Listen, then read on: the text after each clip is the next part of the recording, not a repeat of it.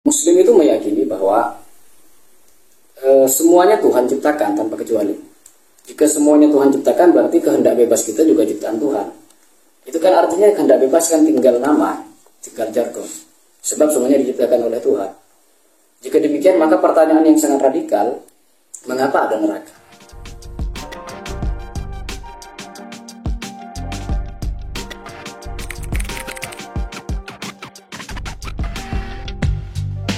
Salam sejahtera untuk semua, selamat datang di channel Iman Nalar. Channel ini ke depan akan mengupas hal-hal yang reflektif dan provokatif. Tentu sesuai namanya, Iman Nalar, gabungan dari iman dan nalar. Karena memang kata Albert Einstein itu, agama tanpa ilmu itu lumpuh, ilmu tanpa agama itu buta.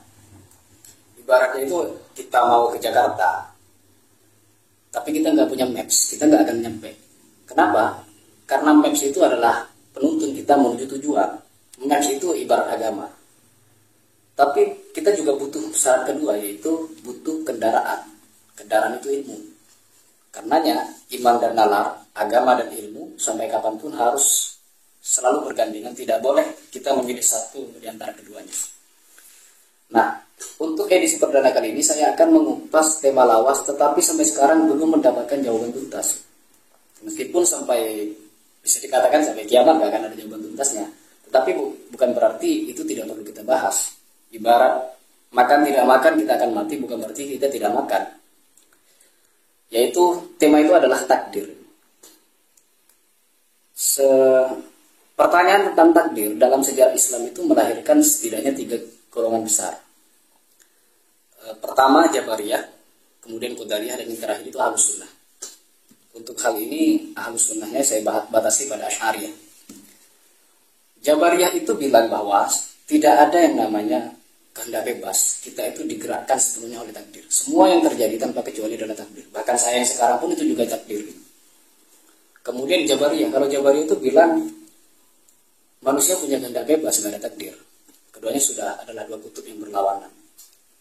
Nah, Asy'ariyah, yaitu Abul Hasan Al-Asy'ari yang menjadi pendiri dari golongan Asy'ariyah, mencoba menjawabnya secara sintesis.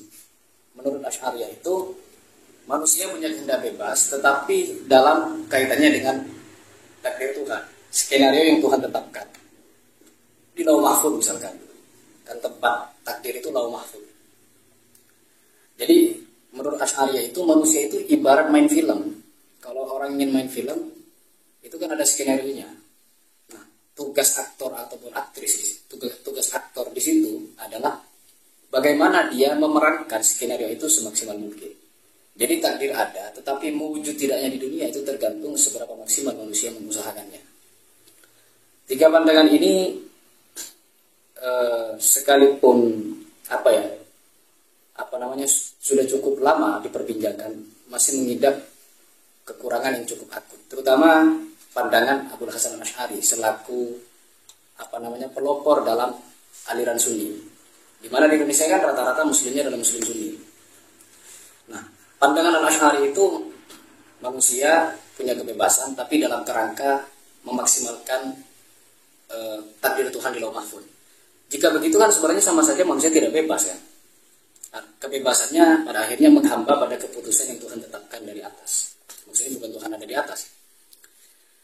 Yang kedua, kerancuan yang kedua, kita semua meyakini, Muslim itu meyakini bahwa semuanya Tuhan ciptakan tanpa kecuali.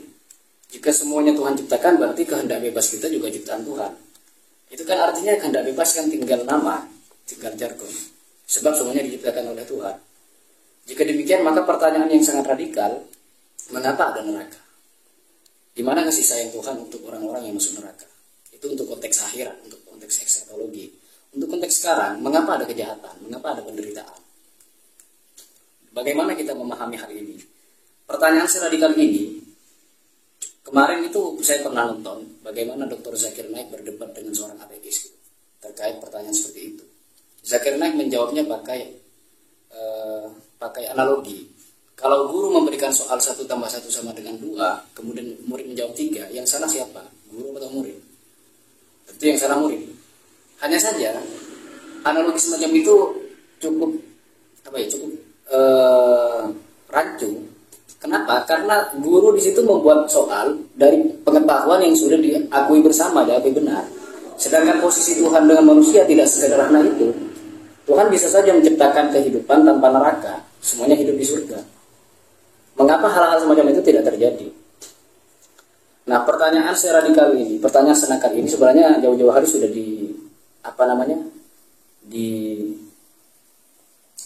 disindir oleh Al-Quran. Misalkan ada ayat walau sya'allahu lahadhan nasa jami'a. Allah kalau berkehendak dia bisa saja menuntun manusia untuk masuk Islam, tapi nyatanya tidak. Bagaimana menghadapi kenyataan yang sangat dilematis ini? Nah, kalau kita menjawabnya pakai teologi, kita nyaris tidak akan menemukan jawaban. Kenapa? Karena teologi yang berkembang selama ini itu adalah teologi positif, teologi yang basisnya adalah keyakinan bahwa Tuhan itu bisa dijelaskan. Muhammad Al-Fayyad di bukunya Teologi Negatif Ibnu Arabi, Kritik atas Metafisika Ketuhanan, diterbitkan oleh Elkis di Yogyakarta tahun 2012. Di buku itu dia memaparkan ada 3 karakter umum dari teologi positif. Pertama, tematisasi ada. Keyakinan bahwa ada, termasuk Tuhan, itu bisa dijelaskan. Kemudian positivisasi ada. Ada, atau untuk konteks ini, Tuhan itu bisa kita hubungkan dengan kategori. Kita bisa menyebarkan kategori padanya. Makanya dulu para filsuf misalkan menamakan Tuhan Al-Jauhar. Al-Jauhar itu artinya substansi, inti, hakikat dan sebagainya. Kemudian kalau dalam ilmu kalam itu ada penyebutan adzat, as-sifat. Kalau dalam dunia filsafat di Yunani itu disebut dengan prima causa gitu. Nah, kenapa Tuhan bisa dinamakan, dilabeli dengan hal begitu? Karena ada anggapan tersirat dalam teologi bahwa Tuhan itu sifatnya positif, bisa kita sematkan pakai suatu kategori dan macam-macam konsep dan sebagainya. Yang ketiga karakter dari teologi positif ialah ekonomi ada. Tuhan itu seakan-akan berada dalam satu dimensi dengan kita, sehingga kita bisa menjelaskannya. Nah, termasuk efek dari teologi positif adanya paradoks ketuhanan. Misalkan Al-Farabi, ini orang yang pertama mengajukan pertanyaan cukup nakal, bisakah Tuhan menciptakan batu yang dia sendiri nggak bisa mengangkatnya? Pertanyaan senakal dan sekontroversial itu sebenarnya berangkat dari teologi positif, teologi yang basisnya itu Tuhan bisa dijelaskan, seakan-akan Tuhan berada dalam satu dimensi dengan kita, sehingga pertanyaan yang mestinya itu diajukan ke manusia bisa diajukan kepada Tuhan. Nah, kembali lagi ke pertanyaan semula, kalau Tuhan Maha Pengasih, kenapa Dia menciptakan neraka? Itu tidak bisa kita jawab pakai teologi positif. Kita harus menjawabnya pakai teologi yang cukup baru, itu teologi negatif. Apa itu teologi negatif? Bentar dulu ya, saya mau merokok. Teologi negatif itu basisnya adalah keyakinan Tuhan itu tidak bisa dijelaskan. Kenapa? Karena teologi negatif itu berangkat dari 3 karakter utama juga yang merupakan lawan dari 3 karakter sebelumnya. Pertama, infinitas ada. Ada atau Tuhan ya. Sebenarnya ada dan Tuhan itu berbeda. Infinitas Tuhan itu tak terbatas. Karena tak terbatas maka tidak bisa dijelaskan.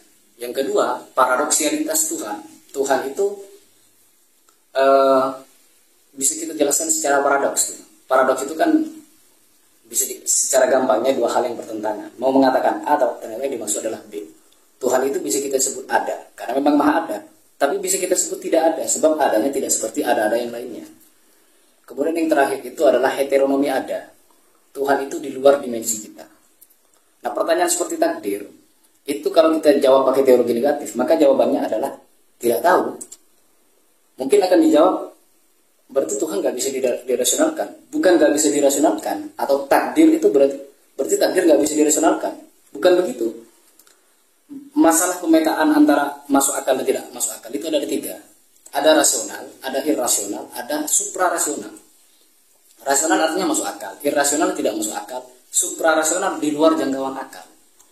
Jadi jawaban atas pertanyaan nakal tadi itu masuk dalam kawasan suprarasional. Kalau Ibnu Rushd menyebutnya dimensi ta'abbudi dalam agama. Itu Ibnu Rushd paparkan dalam bukunya The bidayatul mujtahid wa nihayatul muqtasid. Jadi dalam agama itu, dalam Islam itu kata Ibn Rushd ada dua dimensi, ada ta'akuli, ada ta'abudi. Ta'akuli itu dimensi rasional, tapi ta'abudi itu adalah dimensi suprarasional, di luar jangkauan nalar. Nah, kalau begitu, apa yang bisa kita dapatkan dari ketidaktahuan tentang atas pertanyaan itu? Yang bisa kita dapatkan itu setidaknya ada ungkapan begini, adamun idrok wal idrok. Tidak tahu artinya adalah pengetahuan itu sendiri. Ketidakmampuan kita menjawab pertanyaan radikal itu setidaknya mengantarkan kita pada pengetahuan bahwa takdir itu tak terbatas, sedangkan kita sangat terbatas. Itu yang pertama. Yang kedua, kalaupun tidak bisa menjawab, mungkin yang kita akan menjawabnya pakai argumen lain. Adanya derita di dunia ini, adanya ancaman berupa neraka, setidaknya itu diwakili oleh ayat wa nabluukum bisyarri wal khairi fitnah. Kami uji kalian dengan keburukan dan kebaikan.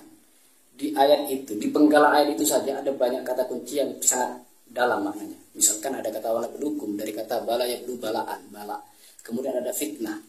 Fitnah dan bala artinya sama-sama ujian, tetapi punya perbedaan. Kata Abu Hilal al-Askari dalam karyanya itu Al-Furuq al-Nawawiyah, perbedaan kosakata yang dianggap sinonim dalam bahasa Arab. Bala itu artinya cobaan yang tidak enak, tapi kalau fitnah cobaan yang enak. Makanya dalam terminologi fikih, perempuan itu harus jaga aurat dan sebagainya, takut timbul fitnah. Fitnah yang dimaksud itu cobaan yang enak, ya kan, memang melihat tubuh perempuan adalah suatu keenakan. Nah, dari penggalan ayat tadi itu jelas bahwa hidup ini kenapa dipenuh dengan penderitaan dan sebagainya, karena memang kalau dalam tema teodis itu tujuan untuk making soul, membuat kita semakin terasa gitu. Ibarat lampu itu akan menyala kalau positif dan negatifnya berjumpa, tapi kalau nggak positif dua atau negatif saja itu nggak akan nyala. Sama misalkan mengapa ada penderitaan di dunia ini, ada kejahatan dan sebagainya, itu untuk mengasah kebaikan, sebab kebaikan nggak akan terasa kalau tidak ada kejahatan. Kira-kira itu ya sekilas jawaban mengenai kalau Tuhan Maha Pengasih, kenapa Dia menciptakan neraka? Maka jawabannya adalah tidak tahu. Dan tidak tahu sendiri, dan tidak tahu itu sendiri adalah suatu pengetahuan yang sangat berarti. Pengetahuan pertama, kita mengetahui bahwa takdir itu tak terbatas. Pengetahuan yang kedua, kita sangat terbatas. Memaksakan diri menjangkau yang tak terbatas, ibarat kita mau menjangkau suatu barang yang jaraknya 100 meter dari kita mau menjangkaunya pakai tangan, ya kan bisa. Kalau kita memaksakan, tangan kita sakit. Jadi memaksakan diri memahami Tuhan, khususnya takdir, itu justru efeknya bisa cukup fatal. Makanya efek samping dari kekeliruan memahami takdir itu adalah munculnya ateisme, munculnya pengingkaran terhadap Tuhan. John Gray itu menulis buku dengan 7 Types of Atheism, 7 tipe ateisme. Salah satunya itu adalah ateisme God hater. Ateisme God hater itu berpandangan bahwa berangkat dari sebab di dunia ini banyak penderitaan, banyak kejahatan, akhirnya muncul yang namanya pengingkaran terhadap Tuhan. Nah, kira-kira begitu yang bisa saya sampaikan. Semoga berguna dan terima kasih. Akhir kata, salam iman dan nalar.